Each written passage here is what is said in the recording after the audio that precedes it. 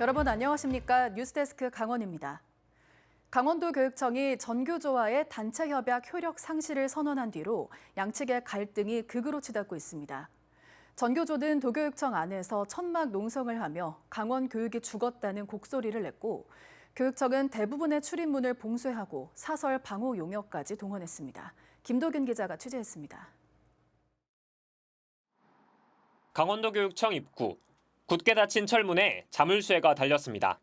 본관으로 들어가는 출입문은 대부분 봉쇄됐습니다. 출입이 가능한 문은 단 한 곳, 출입증이 있어야 할 정도로 경비가 삼엄합니다. 교육청 앞마당 공원에는 근조화환과 전교조의 농성 텐트가 자리하고 있습니다. 농성 텐트를 가리려는 교육청 버스와 버스를 막기 위한 전교조 차량이 교육청 주차장 한 차로를 막은 채 서 있습니다. 정문 앞에는 도교육청과 전교조를 비판하는 현수막 50여 개가 경쟁하듯 내걸렸습니다. 강원도 교육청이 전교조 강원지부와의 단체 협약 효력 상실을 선언한 뒤 이처럼 갈등이 최고조에 달하고 있습니다. 지난달 31일에는 수능을 앞둔 수험생 격려를 위해 양양고등학교를 찾은 신경호 교육감과 전교조 조합원들이 뒤엉켜 넘어져 다쳤습니다. 이 과정에서 머리를 다친 신 교육감은 열흘 넘게 입원 중이고 조합원 2명은 전치 2주 상해 진단을 받았습니다. 농성에 나선 전교조 조합원들은 신 교육감이 강원 교육을 죽였다면서 곡소리를 내는 퍼포먼스를 벌였습니다. 아이고 신용호가 강원 교육 다 죽였네. 네, 현장 교사들 그리고 전교조 강원지부의 이야기를 듣지 않겠다라는 것들이 너무 보이고 있어서 답답한 상황입니다. 강원도 교육청은 직원 안전과 질서 유지를 명목으로 사설 방호 업체까지 배치했습니다. 학생들이 공부하는 학교에서 물리력을 행사하고 수능 준비에 한창인 교육청에 근조 화환을 놓고 곡까지 하는 비상식적인 시위부터 멈춰주기 바랍니다. 대입 수능이 코앞으로 다가왔지만 강원 교육을 책임지는 교육청과 교사로 구성된 전교조 간 충돌은 그치지 않고 있습니다. MBC 뉴스 김도균입니다. 강원도가 내년 예산안으로 7조 8천억 원을 편성했습니다. 올해보다 2천억 원 이상 늘었는데요. 건정재정 기조를 유지하기 위해 채무 발행 없이 총 규모를 늘렸다지만 올해 채무가 늘면서 전체 채무는 증가했습니다. 이승현 기자입니다. 강원도가 공개한 내년 예산안은 7조 8,059억 원입니다. 올해 예산보다 2.9%, 2,197억 원 증가한 규모입니다. 경기 침체와 부동산 거래 둔화로 보통 교부세와 취득세는 줄었지만 국고보조금 등이 1,800억 원 이상 늘면서 총 규모가 늘었습니다. 주요 예산 편성은 반도체와 수소 클러스터, 미래차 생태계 조성 등 미래 전략 산업에 2,492억 원, 중소기업과 소상공인, 농어업인 육성 지원에 1조 5,920억 원, 지방의료원 운영비와 손실보전비 등 도민안전 분야 4,187억 원, 또 사회복지 예산으로는 올해에 이어 내년에도 3조 원이 넘는 3조 959억 원이 배정됐습니다. 신청사 건립에 300억 원이 배정되면서 SOC 예산은 4,500억 원으로 200억 원가량 증가했습니다. 반면 도민안전 분야에서 재해위험 지역 정비 국비 300억 원, 농어촌 하수관로 정비에서 국비 253억 원이 줄었습니다. 강원도는 채무 발행 없이 건전재정 기조를 유지했다고 밝혔습니다. 민선 8기 초기부터 시행한 긴축재정 운영으로 건전재정을 운영할 수 있게 되었습니다.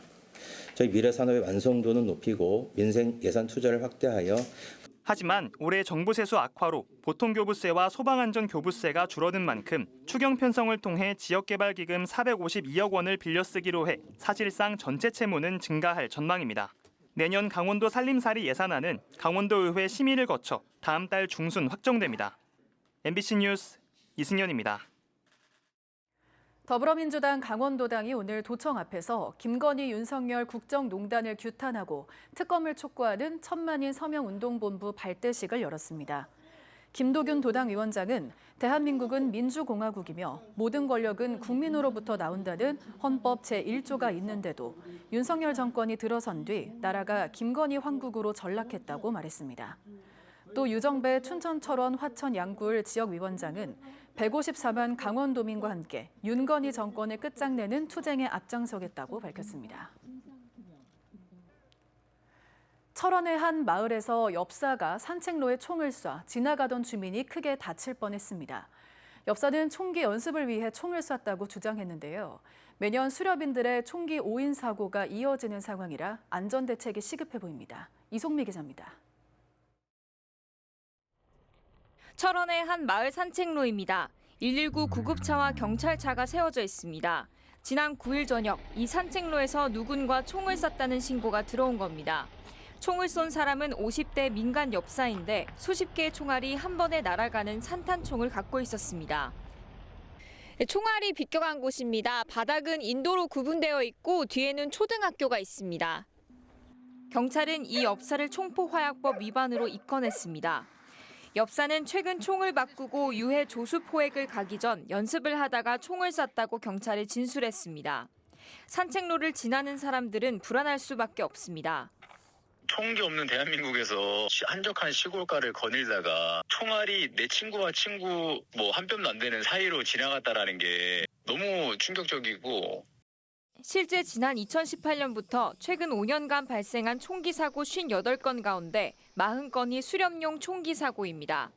야생생물법에는 야생동물을 포획할 때 주위에 사람이 있는지 확인해야 한다고 명시되어 있습니다. 또 민가나 축사 100m 안에서는 총기를 사용할 수 없습니다.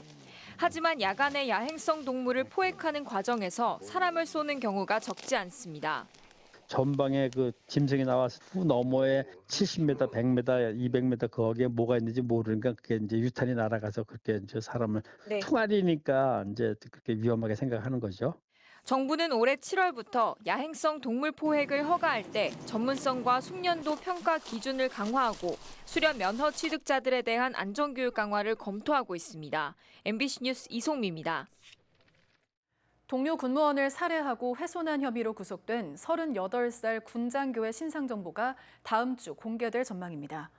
춘천지방법원은 오늘 군장교가 신청한 신상공개 집행정지 가처분에 대해 비공개 심리한 결과 군장교의 주장대로 신상공개로 회복하기 어려운 손해가 발생할 우려는 없다고 보고 기각 결정을 내렸습니다. 이에 따라 신상공개 유예기간과 피고인 통지 절차 등을 거쳐 다음 주쯤 신상정보가 공개될 전망입니다.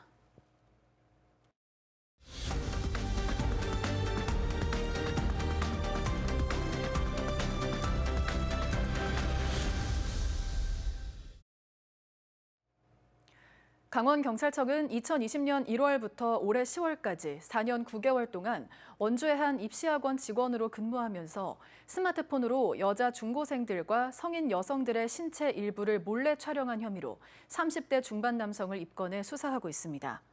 남성이 사용한 해외 발매 아이폰은 셔터음이 나지 않고 이어폰 단자에 카메라가 들어 있었습니다. 경찰이 파악한 피해자는 중고생 17명, 성인 여성 261명, 압수한 불법 촬영물은 4,600여 개에 이릅니다. 강원경찰청이 오는 14일 2025학년도 대학 수학 능력 시험을 앞두고 경비 안전 대책을 점검했습니다. 경찰은 수능 당일 도내 5개 시험지구 15개 교육청과 44개 시험장의 경비와 문답지 이송 업무에 순찰차와 무장경찰관을 투입시켜 시험에 차질이 없도록 할 계획입니다.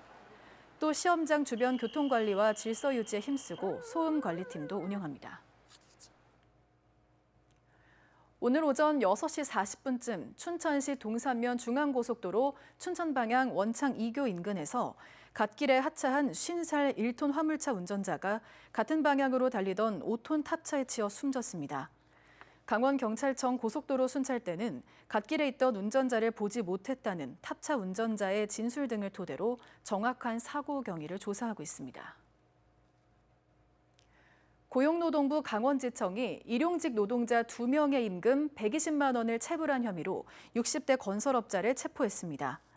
이 남성은 최근 5년간 소액 임금 체불로 10차례 넘게 신고됐고 출석 요구에도 상습적으로 응하지 않았습니다. 이에 따라 고용노동부 강원지청은 지난달 말 통신영장과 체포영장을 발부받아 강제 수사에 나섰고 다른 혐의로 구속영장이 발부된 사실을 파악해 춘천지검으로 신병을 인계했습니다. 오늘 11월 11일 농업인의 날을 맞아 강원도 전역에서 기념행사가 열렸습니다.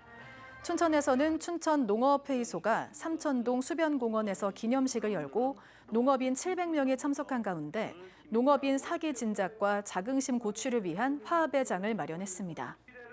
지난달 행사를 미리 치른 철원과 태백을 제외한 16개 시군이 오늘 기념 행사를 열고 초대 가수 공연과 읍면동 노래자랑 등 농업인을 위한 축제를 펼쳤습니다.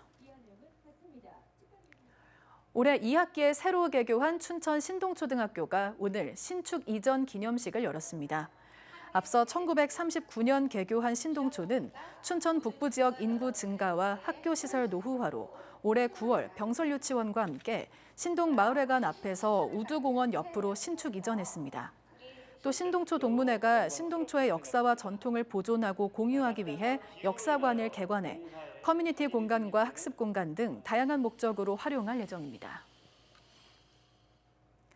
춘천시가 강원대학교 병원과 한림대 춘천성심병원, 인성병원에 35억 원을 긴급 지원한다고 밝혔습니다.